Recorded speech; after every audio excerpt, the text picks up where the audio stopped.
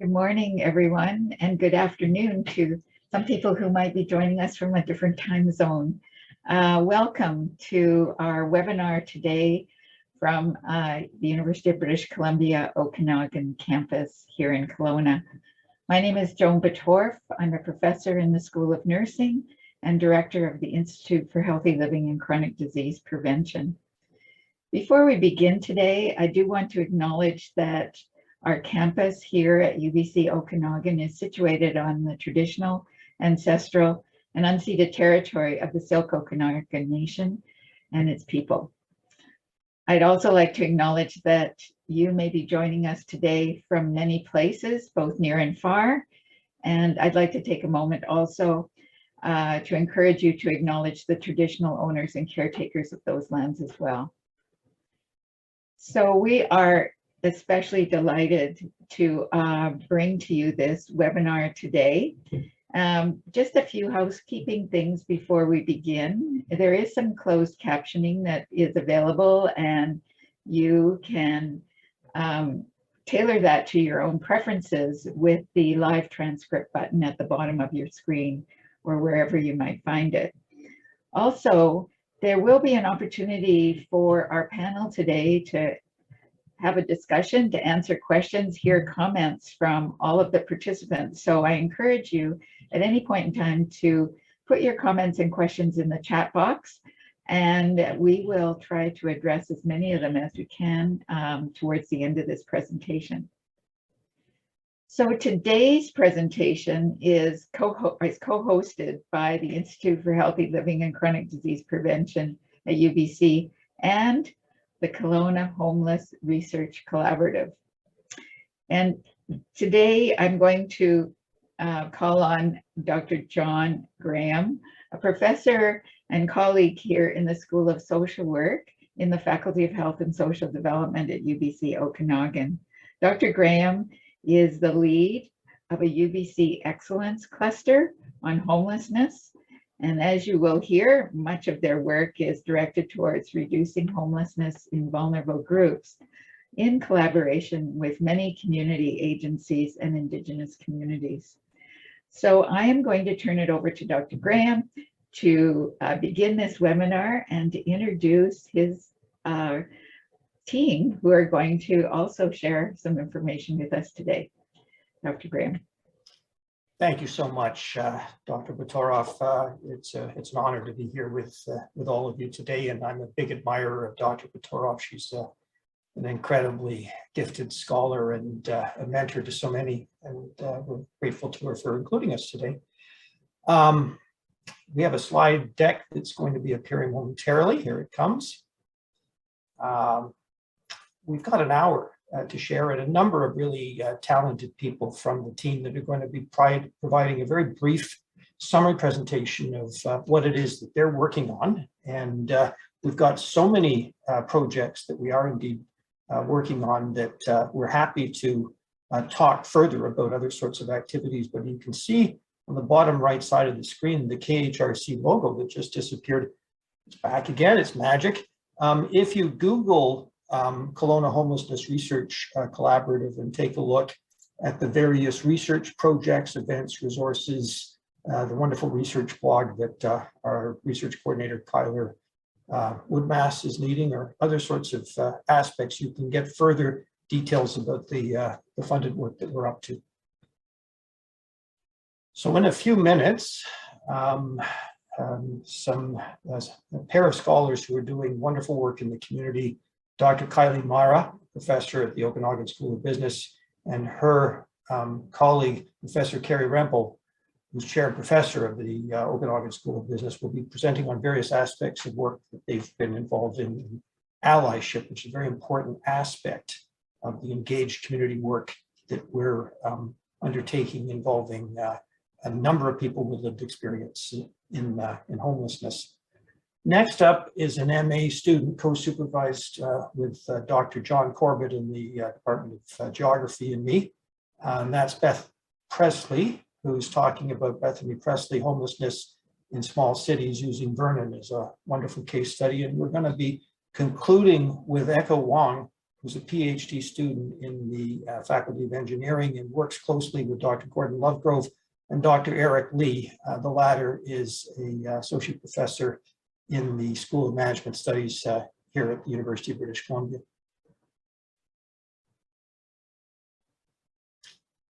Now, the Homelessness Research Collaborative has been in existence for several years now, and it's initiated the day after the homelessness plan was passed here in the city of Kelowna in 2019.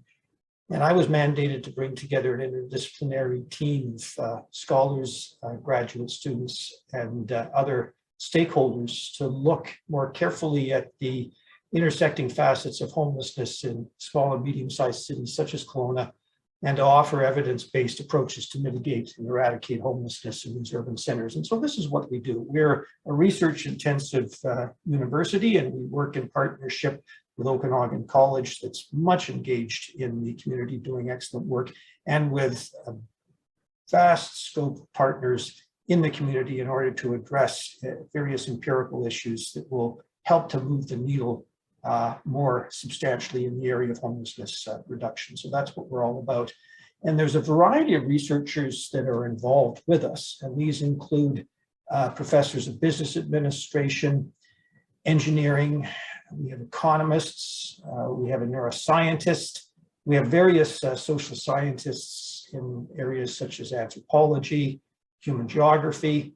We have several scholars in social work, and we're all working in a very interdisciplinary way with interior health, with Okanagan College, and with the broader sector beyond these things, to look at partnership with local service providers and various collaborative mechanisms that could help to move the needle. And we bring in various graduate students to work on problems that can help unclog the problems within the homelessness sector.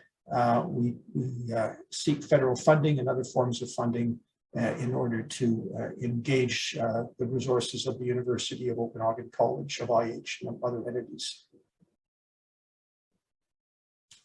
Now, we're all about health. When you think about health and the broader social indicators of health, homelessness is an extremely important piece of the puzzle.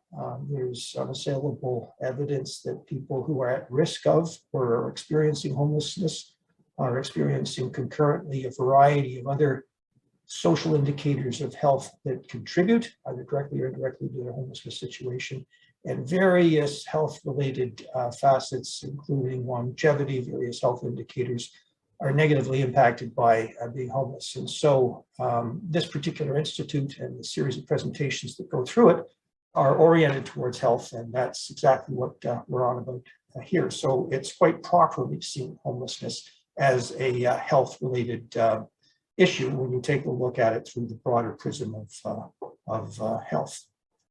And so with that preamble, it's my pleasure to turn the floor over to my two esteemed colleagues at Okanagan College, Dr. Kyleen Myrah and Professor Kerry Rempel.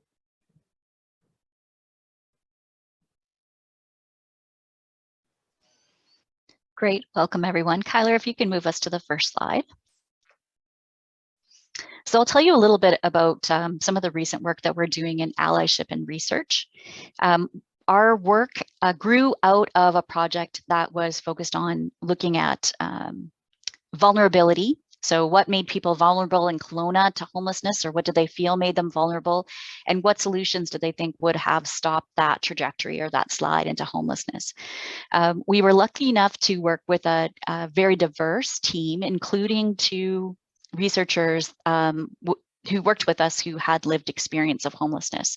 And the findings from that were interesting, but what was even more interesting was the experience that we had going through that research and the one-to-one interactions that we had with our co-researchers and how their input changed the way fundamentally that we moved forward with research from that point forward. And we realized that there was something special about what it was that we were doing, and we wanted to be able to codify that and put that into a tool that other researchers who are looking to bring that lived experience voice in could do so from a perspective that allowed them to elevate and to privilege that voice more so in the research work. And so we created this framework that forms the basis of our allyship in research work. You can move to the next slide, Kyler. Thank you. So this framework, we hope, can work to not only guide research, but also to assist people that are engaged in work, whether that's creating programs, doing evaluation, anything where you would want to bring a specific lived experience voice into the work that you're doing, where you would want that to be a richer, more fulsome addition to how you go about your day-to-day development work. So we built this framework that is customizable to your particular environment, to the work that you're doing. And we call it a guiding framework because nothing in it is prescriptive. So what it is it's a framework that tries to set out the building blocks that you can use to consider how you would bring that lived experience voice in a really fulsome way in every aspect of your project. So all the way from that starting phase where you're building relationships, through your planning phases, implementation analysis, and all the way through to evaluation and dissemination. So it was really important for us to identify ways that could happen in a way that really allowed for those lived experience voices to come to the forefront. And we've designed it in a circle shape to help to reflect the fact that these are not linear processes. They're often something that happen in a circle. They may happen out of a linear order. And so we hope that the framework that we've pulled together allows people to be able to see that. I'm going to pass it over now to Kyleen Myrah, who's going to take you through a little bit of the specifics so you can get the feel of what this framework looks like and to give you a little more detail. Thanks, Kerry. And I just want to recognize that we had a funder, the John Dotson Foundation through Enactus Canada, that recognized how important it was that we document this process and the wide variety of contexts that this might be appropriate. So for groups running programs or projects such as the Enactus teams across the country, for community-based researchers, and for people providing service provision. And so we really feel that it has far-reaching consequences, and we feel we've written it in a way that's really accessible. So it's available on the website. It's in a toolkit format. So you can go through the framework, you can see the guiding principles, you can hear a little bit about the sort of the background about it. And then you'll see on the bottom the link to that. We've also got 2 videos that we're really proud of that have some of the people that were integral to the building of this work, our lived experience researchers, some of the people that were involved in conducting on the research team with us.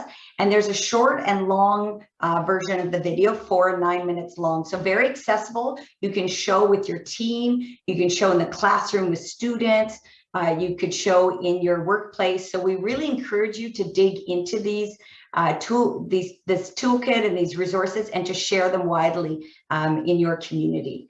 So this is just a sample, just a very small sample of the toolkit. We wanted to just highlight a couple of areas so you could see how it might work. So for instance, Kerry talked about this linear process or the circular process, and that it's not linear. So you might start somewhere and go back because you realize you haven't been really fulsome, as she talked about, or new people or issues have arisen and you need to go back and include those voices. So we really encourage you to think always about whether you are being really deliberate and authentic in all of the stages.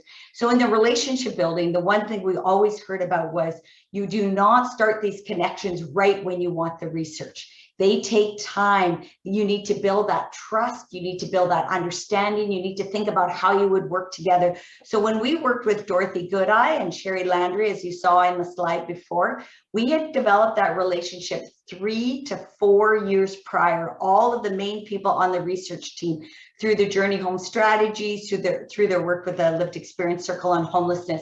And they had a chance to work with us, to be able to see how we worked, to trust that relationship. And so then when we asked them to come in as co-researchers, we really had already an understanding of how we would work together, and that we would be really authentic in our dealings with each other. So we can't speak about that enough.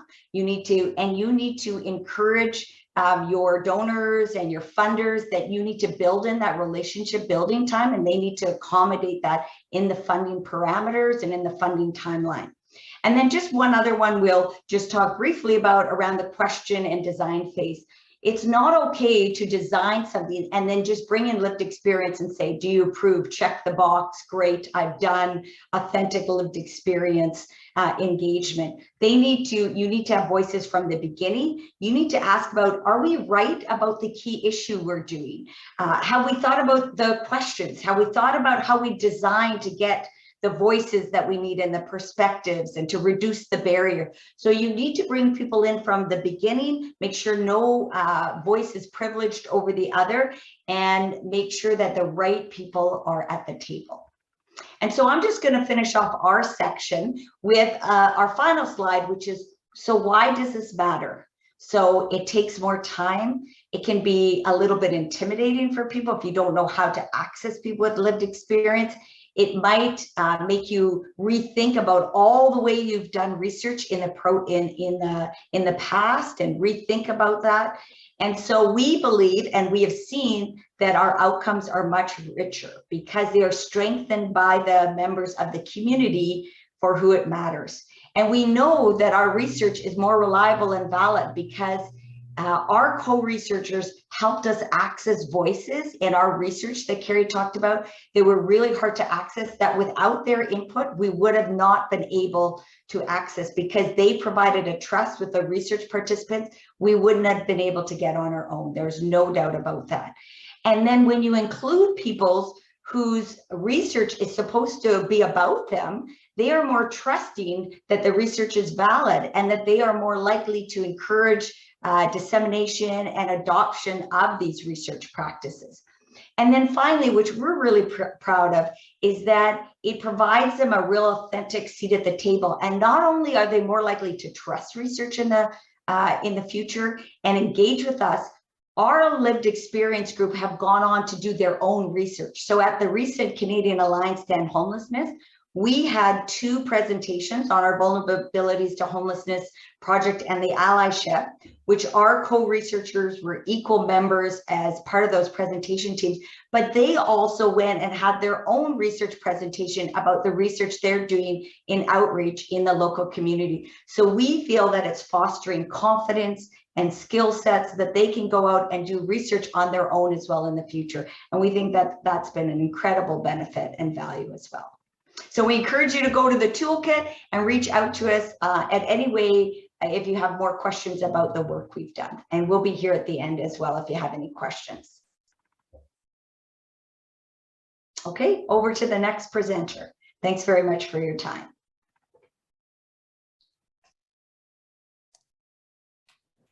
Okay, thank you.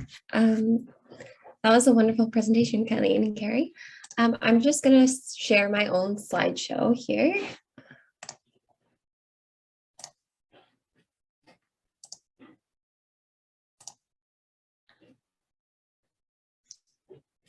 Can everyone see this okay? Yeah.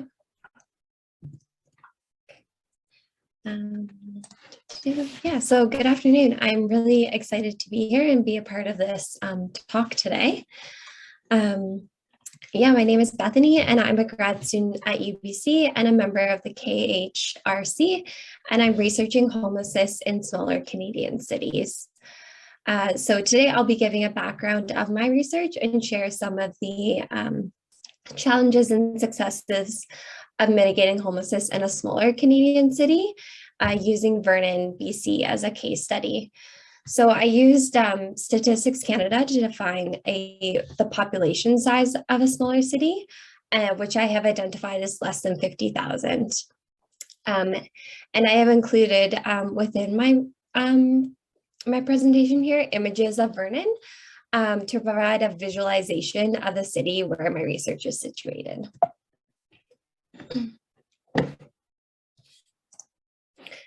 Okay, so cities across Canada are experiencing an increase in homelessness and are struggling to keep up with the growing needs in their community.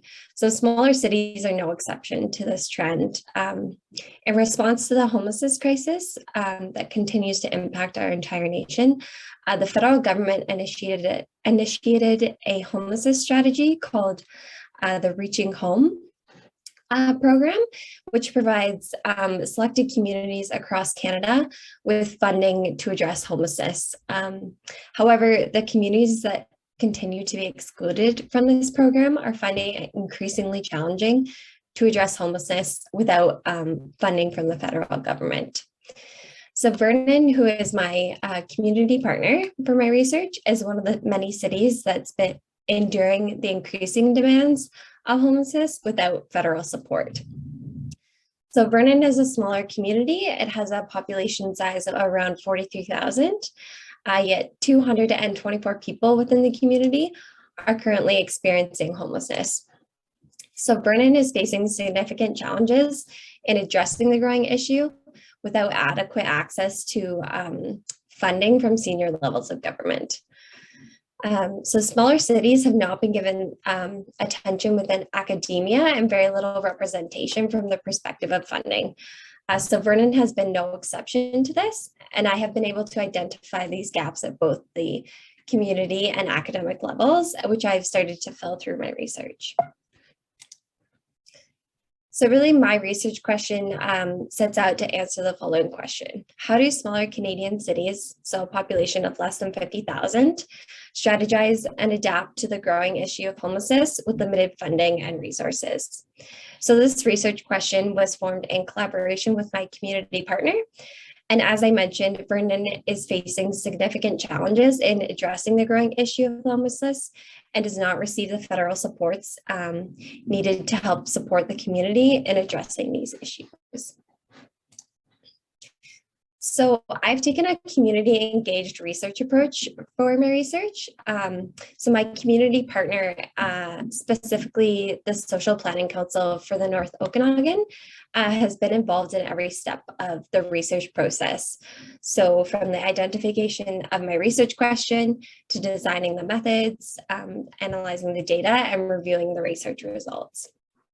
So this engagement between myself and my community partner is essential in community engaged methodology to really ensure that the research contributes to sustainable social change within the community.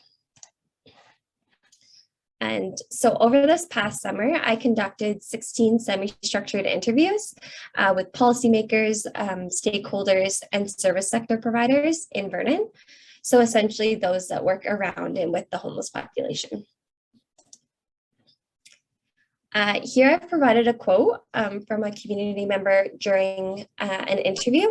I felt that this quote really captures the challenges that Vernon and other communities in BC are faced with throughout the homelessness crisis without supports from senior levels of government.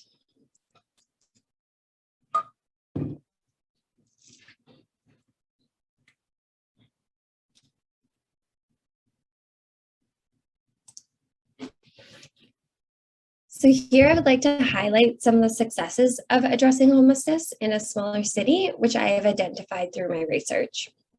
A common theme that I'm seeing is that as a smaller city, Vernon is able to collaborate and communicate effectively and harmoniously in response to homelessness, which we perhaps don't see in other cities, especially larger cities. So it's possible that larger cities that receive funding through the federal government, so through that Reaching Home program that I mentioned earlier, do not have to collaborate as much and are more competitive between organizations because they have that funding pool to address this social issue. So meanwhile, Vernon does not receive this federal funding and therefore needs greater collaboration between organizations and agencies. Another preliminary finding of my research is that Vernon has had to be more innovative in providing and affordable units without receiving the federal dollars to do so.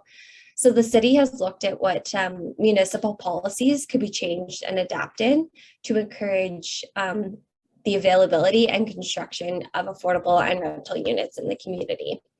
So some examples of this include the legalization of secondary suites in single family homes anywhere in the community. So by legalizing secondary suites and increasing the number of zones in which these housing types are permitted is a cost-effective way that a municipality can really promote and increase the rental and affordable housing stock. This can also help offset mortgage costs for homeowners with those secondary suites. So overall, my research will demonstrate how Vernon, as a smaller city, has collaborated and adapted to address homelessness with limited funding and resources.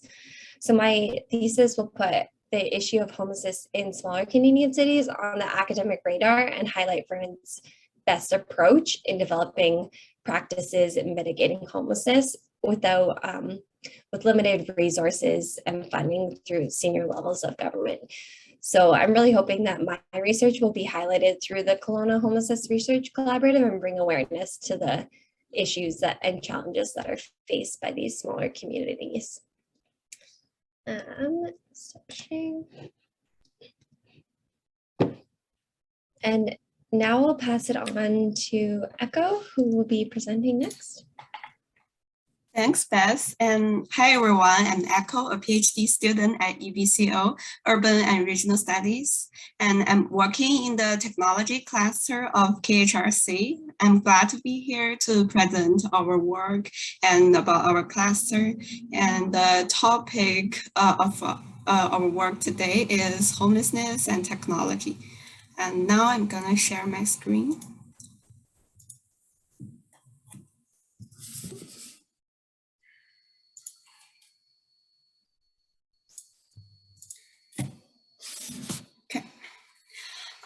Technology may sound like a word that can hardly be linked to homelessness, where actually the fact is that 70% of the homeless people own a mobile phone, and many of them also have computer and use social media.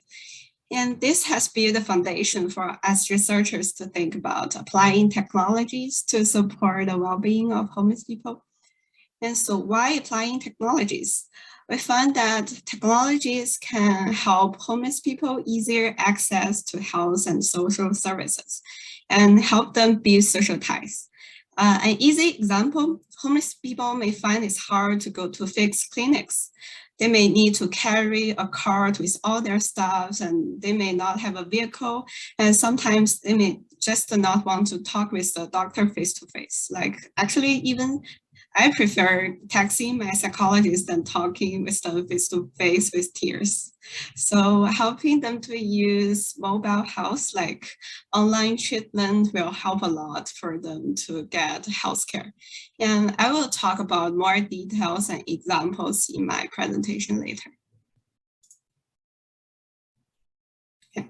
So the overall research topic of our cluster is how technological innovations can be harnessed to help end homelessness. And we plan to conduct this research in 3 steps. First, to compile a list of the existing technology, including public technology, digital technology resources, support bridging the digital divide, such as the public computers, Wi-Fi, internet connection, and the existing technology innovations harnessed to help end homelessness.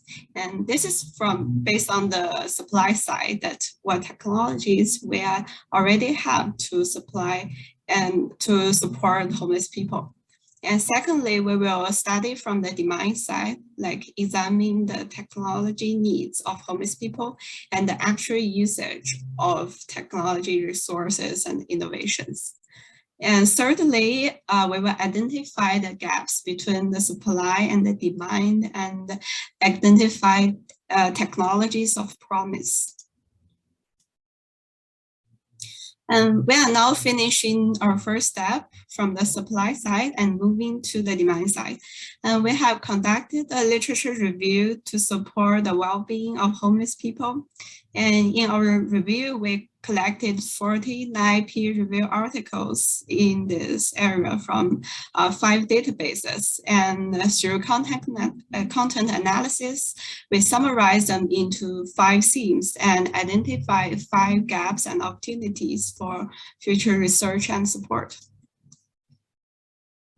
So here I have listed some findings of our literature review, and we summarize the extant literature into 5 themes. First, the health record and identification, including electronic health record and identification technologies, like using their fingerprint to help create their ID. And second, the physical health intervention, including mobile health I talked about before and mobile health clinic. The third, the social connectedness and mental health intervention, including like teaching homeless people to use social media to help them improve socialization and create social ties. And telemental health to help them get remote mobile health support. And fourth, tracking and database management. This category is technologies that's used for researchers conducting homeless research. For example, using GPS to track the mobility of homeless people, homeless management databases, and there are also researchers that use machine learning to help predict chronic homelessness. And last but not least, the service directory and other technologies. Service directory technologies like BC201 in British Columbia help to locate services like shelters and clinics, food for homeless people, and also the smart card, specially designed to protect their personal belongings. And then through our review, we identify 5 gaps and opportunities for future research. And because we only have limited time left, so I will just talk about it briefly. And if you have any questions, always feel free to discuss. And firstly, about mobile health, we advocate to leverage the trend of mobile health brought by COVID-19. And actually, there has been research leveraging mobile health interventions to help support homeless people since 2013, including the online treatment, appointment reminder, drug management, and offering them some health information where it hasn't been broadly used since last year, because of COVID-19, doctors have switched a lot to online consultations. So this is a good chance for us to leverage this trend to enhance mobile health interventions to support homeless people's healthcare, especially for those who cannot go to fixed clinics. And secondly, enhance the technology infrastructure and digital literacy. Although, as we talked about before, 70% of the homeless people now owns a mobile phone. But there are some problems still exist, such as the mobile devices be lost or stolen, limited phone plans, or having trouble charging their phones, or have limited knowledge of how to use digital devices to access information. So these are all important issues that our researchers and government funding should pay attention to. And thirdly, we found that excellent studies on mental health intervention mainly focus on the feasibility and acceptability, where the research on intervention effectiveness are only in limited period of time and in small samples. Whereas mental health issues are one of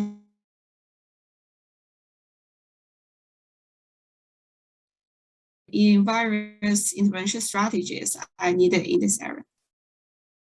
And fourthly, about the research in rural and remote areas. Because homelessness is mostly thought of as an urban problem, and because of that, there are barely research on rural and remote areas, where the fact is that it also exists in these places.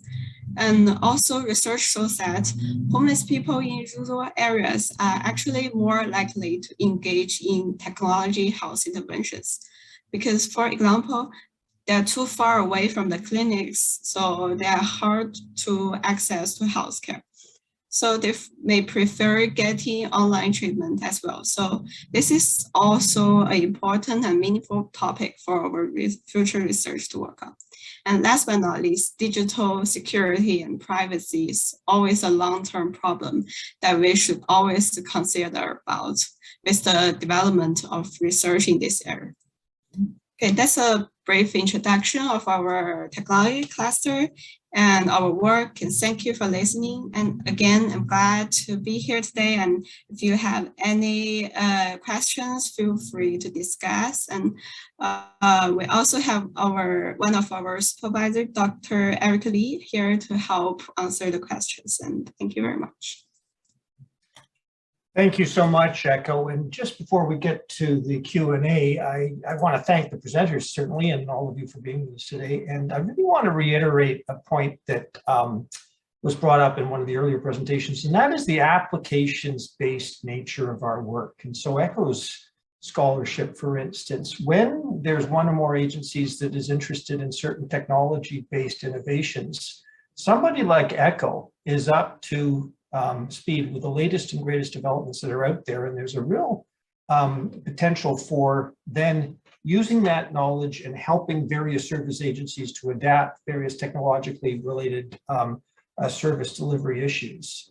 Likewise with Bethany's excellent work, the very practical scholarship that she's doing stands a very good chance of helping the city of Vernon and other people within the Vernon region in terms of identifying the solutions to homelessness, various resources that could be then garnered to help reduce the issues of homelessness in those communities too.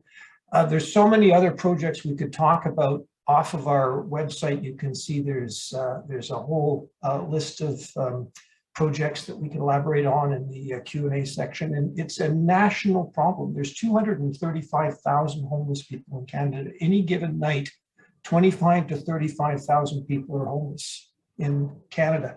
And that's from a very recent StatsCan report in 2021. The Homelessness Hub indicates that upwards of $7 billion are spent yearly in the homelessness area. And there's various fixes that could be involved that redeploy those expenditures in more positive ways. And that's indeed part of what we're on about with our work. So with those preambles, we'll turn the floor over to Joan to moderate the Q&A. Wonderful. Thank you very much. What great projects and really interesting preliminary work, because I know this work is going to continue on for some time. So very, very interesting. And so I did indicate in the chat, welcome people's comments and questions, and I encourage you to add those to the chat, and we'll invite our panel to respond. And maybe to start it off, I might ask a question of Kerry and Kyleen, because I often get this question when it comes to including people with lived experience in research. And I'm assuming that including people with lived experience of homelessness at some time in their life is no different. People ask me if we need to compensate people for their time and their effort in supporting this research, because as researchers, we're all paid. And so I wonder about that. And I think it does vary a little bit between various contexts, but I'd really love to hear how you compensate, or if you do, people with lived experience on research teams, and what you would recommend to others. Mm-hmm. That's a great question, Joan. So thank you for that. And so I think there's a couple pieces that we could talk about around, and maybe I'll lead with Kerry, compensating research participants, because we got lots of feedback about that. But also when part of our work, and as I mentioned, is informing donors about the length of time of relationship building, but it's also the costs associated with working with lived experience. So we have established and put into our budget honoraria for our lived experience co-researchers at a very good rate, so $20 and above. And we talked to them and their research group within the LECO group about what they would feel is also valuable to compensate them for their time, because we've worked with them in other matters. And so both in our vulnerability study and in our allyship work, that was a line item in our research budget, and there was unique ways of sort of tracking that, and we were informing and educating them, so they were compensated throughout the entire research process, whether that was reviewing process, conducting the research with us. And we would not go through and expect them to do that work. I mean, we're, as you mentioned, we're often paid on our own time to come to meetings and to do research, but we can't expect that they will provide their expertise at no cost to us. And I think it's something that they've told us has really bothered them in the past. I think Sherry had talked about almost kind of stealing intellectual property that she has seen, where they have provided ideas and people have taken their ideas and not recognized where it's come from and not compensated them. So it's a very important issue in research. Kerry, would you like to add anything? Just to give you some perspective, when we were working with our initial research project, there was a comment at one of the tables that we were doing focus groups with that will stay with me forever. And it was just one of the participants saying that it feels like a real job, like it feels like they're contributing, and just that they're taking it very seriously. And we saw that transpire throughout the research project. People came back, and it wasn't about the money. Honestly, I mean, people can say whatever they say, but it really wasn't. It's that they felt that they were doing something that was important. They felt that they were being valued for their contribution. And then they became our advocates. So even in things like the knowledge dissemination, where there isn't a paid portion, they were still engaged enough to ask, how is this being sent out? How are the results being communicated? And I think that that's a direct relationship there. I noticed there's also a question in the chat around the allyship framework being adapted for policy development. Do you mind if we address that one while we're got our mics on that? Okay. For that, we actually believe that you can use the framework as it is, as something that can be used for policy development. And that was when we were writing it. Kyleen and I are practitioners, so we're researchers, but we also sort of work in the world of needing to have outputs that aren't just academically oriented. And so we tried to make that language quite accessible, and we tried to think about examples of how this could be used in other contexts. So policy development was one of the areas that we're hoping that it can be used, and would love to work with someone if they're looking at using it. Would love to hear their experience. So please do reach out to us if you're considering it, and we can do a deeper dive on the framework with you as well. Great, thank you very much for those responses. I'm going to go to the questions. I see Charisse has a question. Some of the homeless numbers seem to be from 2018. Have you learned whether numbers have increased since the onset of the pandemic? I'm not sure who wants to tackle that one. Is that you, John?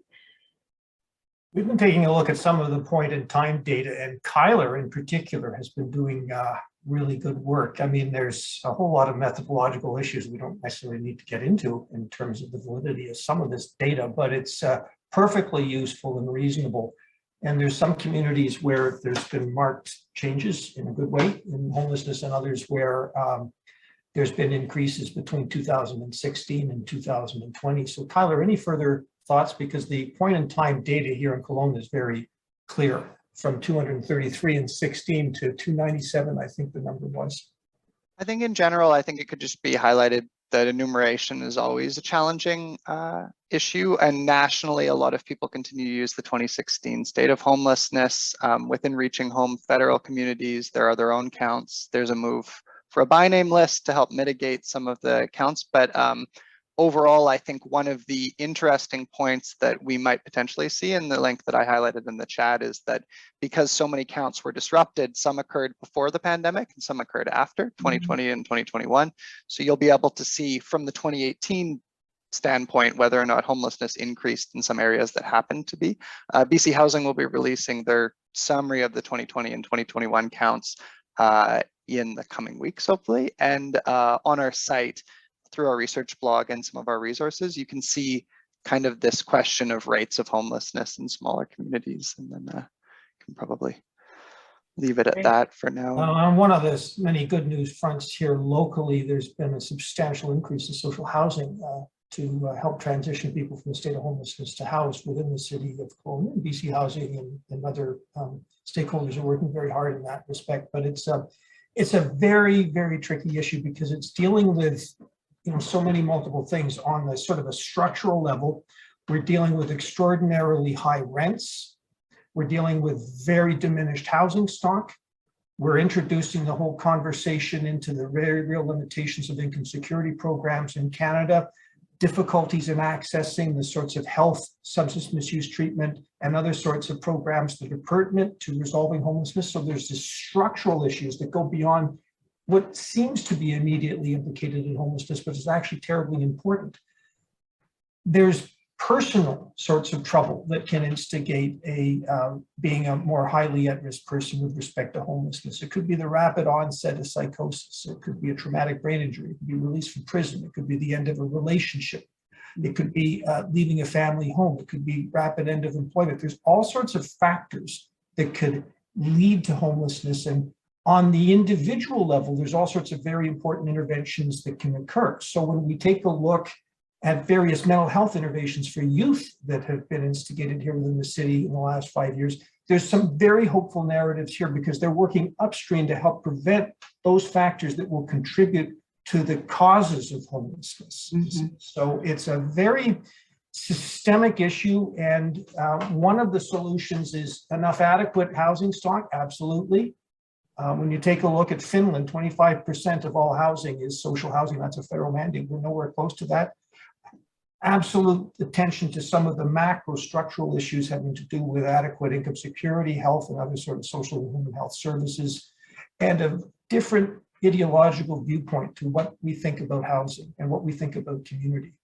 And the solutions to homelessness involve all of us.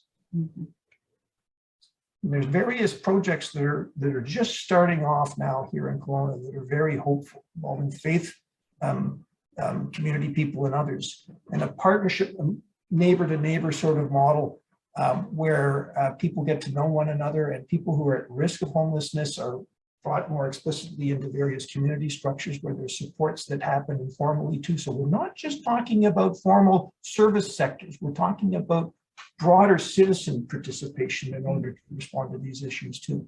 It's a multi-sectoral thing. Yeah, that's great. Thanks, John, and thanks, Kyle. I see there's a quick question from Sonny. Will the research progress on technology be available once complete? And I'm assuming, Echo, the question is about your literature review and perhaps the other stages of your research. Yeah,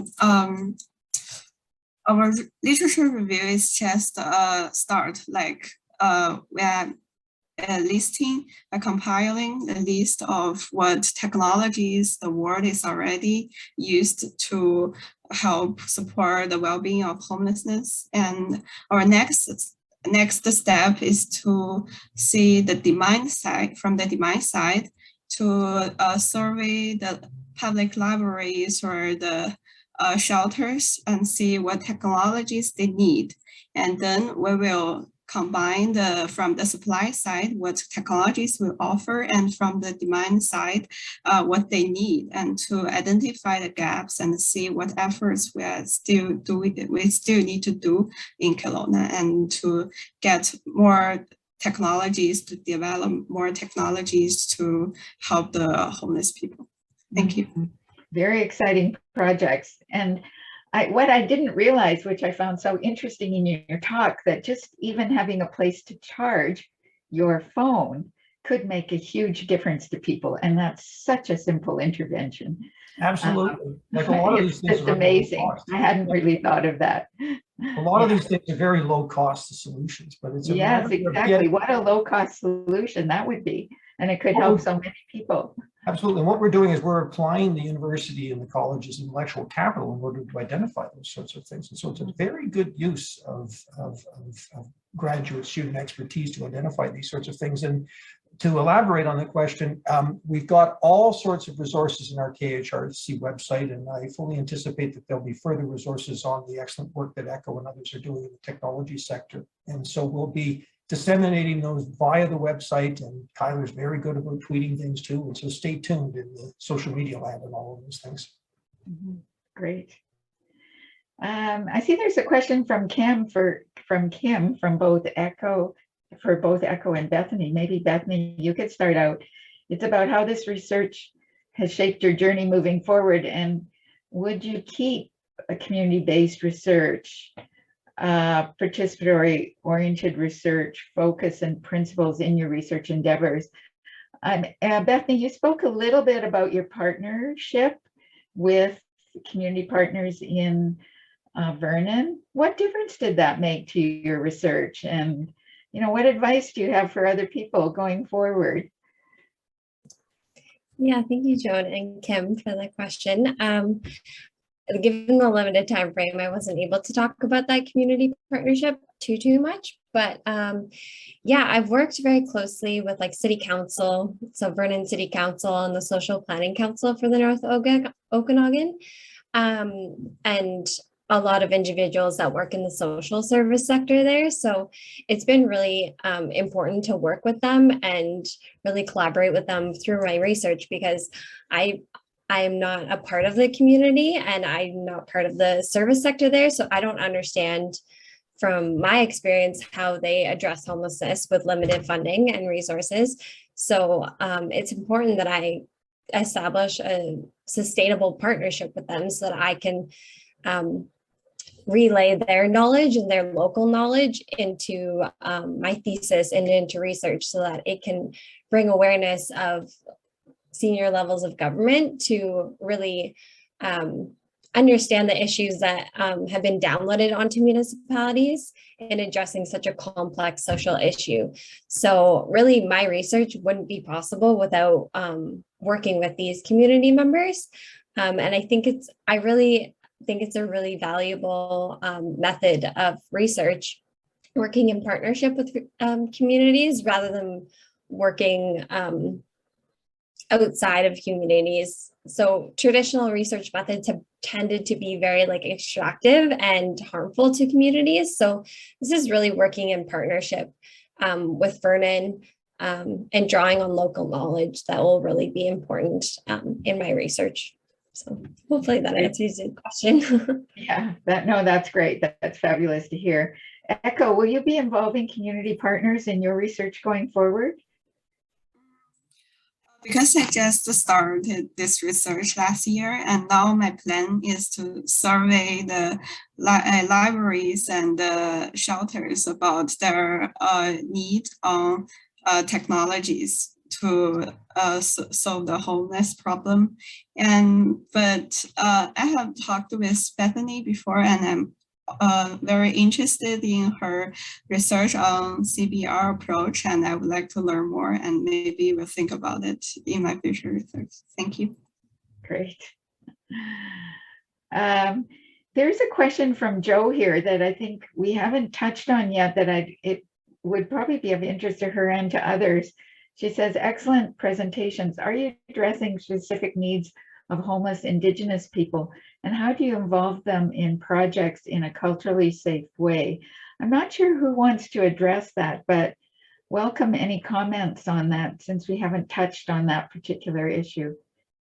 One of the organizations we're working closely with is the Kelowna Friendship Society. And we're getting fairly regular advice and input on those levels. And certainly the work that Kerry and Kyleen and others in homeless are actually doing in the area of working with people with lived experiences is very important there. I don't know if people have further inputs here. I want to say, as we head from pandemic to endemic, things are going to get a lot easier in terms of relationships. And so there's where we are right now, in whatever stage we are in the pandemic, and there's where we're hopefully heading in terms of further inputs into a whole lot of things, including and participating, including this very important area. Great. can just add. Kerry, you want to add something? Just really quickly, our co-researchers were both Indigenous individuals, but we didn't seek them out because they were Indigenous. We sought them out because they had the knowledge and expertise and the relationships with us. And so some of that work is, I mean, there's some intentionality to it, but it's also about building the relationships that naturally occur in our community, and looking for that. So I think there's a two-pronged approach. You set out, as John said, intentionally to work with those groups, and then we also allow those relationships to evolve and develop over time as well.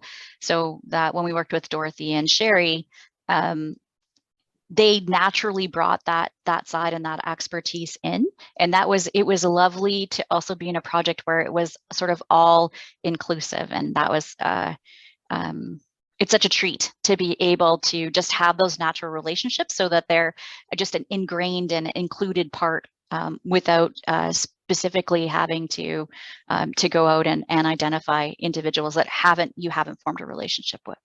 Mm-hmm. Great. And all of the projects that we've landed on are based on some wonderful work that Kerry, Kyleen, and others have done in identifying various research projects that could occur, and that's been in consultation with the whole. It's come out of the allyship and relationship building efforts. Yes, I can see that. And there's various projects that we're in the very early stages on and working with people of Indigenous background, including the whole question of stigma and how that's understood through an Indigenous lens. So stay tuned. We're hoping to present on some of those in the future. Yes, we'll look forward to that. I see, Kyle, that you've been busy responding to some of the comments. There have been a lot of comments coming in on the chat.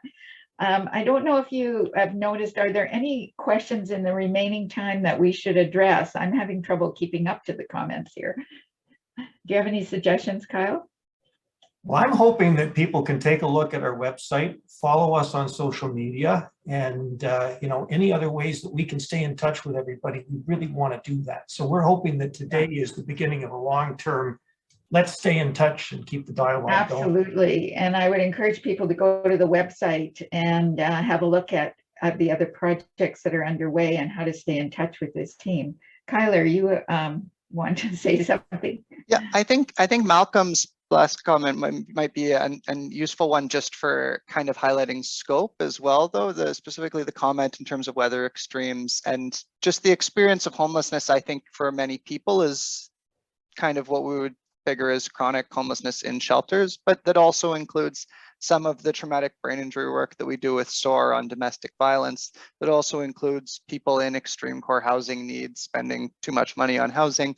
And that also, again, includes what happens if 7,000 people have to go, and then if they have insured losses, uninsured. I mean, very specifically on the program point, again, there's the specific interaction of the ESS teams in BC, specifically with Canadian Red Cross on that kind of broader support system. But I think that would be kind of the broader overview that I think we would like to strike, is that we're definitely interested in this support sector, recognizing that everybody provides a variety of services.